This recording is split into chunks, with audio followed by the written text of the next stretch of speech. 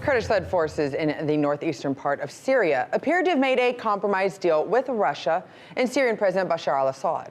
The Kurds were seen as U.S. allies in the region, which seems to be falling through in a practical sense after Trump's announcement that U.S. forces would withdraw from Syria. Now, the Russia-Assad Kurds deal is said to have taken place in an effort to repel Turkey's current ongoing offensive into the country. Well, joining me to discuss is John Joyner, a former naval intelligence officer. Thank you so much for joining us, John. My pleasure, Scotty. Okay, let's talk about the events of this weekend. What exactly did they accomplish? Well, first of all, the president made it clear that he is not going to continue to involve the U.S. in the Syrian civil war. Now, what we're seeing here is a reshuffling of the deck. Countries don't have allies so much as they have interests in situations like this. And the chessboard now is a very, very different place, with the interests being aligned very differently, especially with the centerpiece of this is the Kurds now coming under the wing of the Assad regime.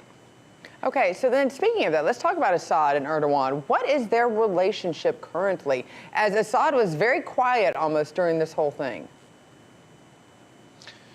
Well, their relationship is changing with the Kurds moving more under the Assad wing. Assad's main motivation here is to consolidate his rule over Syria and Syrian territorial integrity.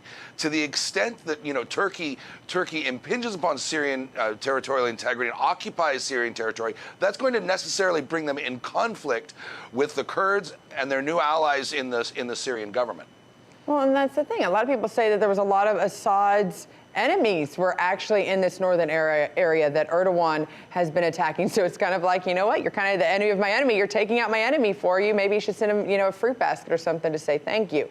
That being said, a lot of people are also criticizing President Trump's green light, saying that they green lighted Turkey's military action when he pulled the small amount of troops out of the region. Do you think that's right for countries who didn't even have enough courage to put their own troops in the area to criticize the United States for pulling out ours? No, not at all. It's not right. And it's not right for two reasons, Scotty.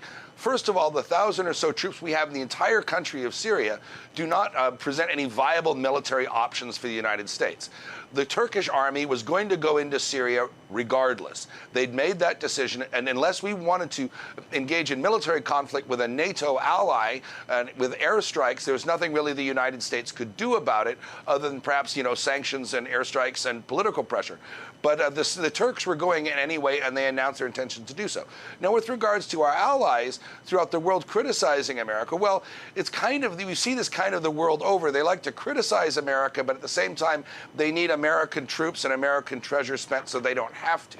So there's a little bit of a hypocrisy there. Well, and I'm so glad that you point out something that 2,000 troops, and that's the most number. I've heard anywhere from 50, which I'm sure there was more than that, to 2,000. I'm going, wait a minute, they were responsible for this whole region and this huge massacre that supposedly is occurring right now. You're putting that the United States troop, a small amount, was able to accomplish and protect all of this. There's something that's just not matching up, which I agree with you. It's the hypocrisy of it. Let's talk about what countries are involved and are probably in the best position to negotiate this ceasefire, and what is each side asking for at this point? Well, let's start with Russia here. The Russians have long been a provider for Syria, and Syria has always been a client state of Russia going back to the Cold War. The Russians have made it very clear that they wish for Assad to remain in power and have supplied a lot of equipment and probably some mercenaries to help make that happen. So the Russians really are in the catbird seat here.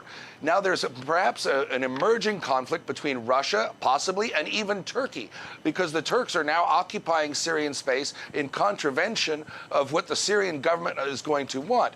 Are the Russians going to really want that? I don't know. The other player here is Iran.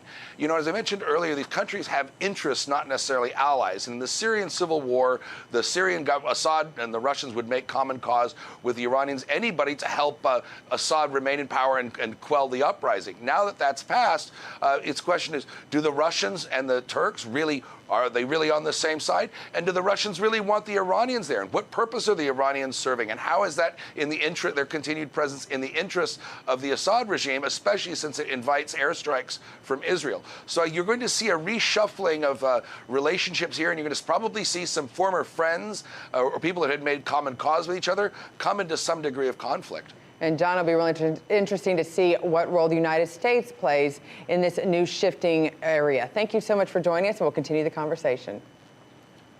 It's hard to clear through the debris and get right down to the nitty-gritty that is real news. New details are coming to light in the case of Jeffrey Epstein as more Spread between the 2-year Treasury yield and the 10-year Treasury yield. Several hundred students are staging a sit-in. the Amazon rainforest, and the blame game is underway.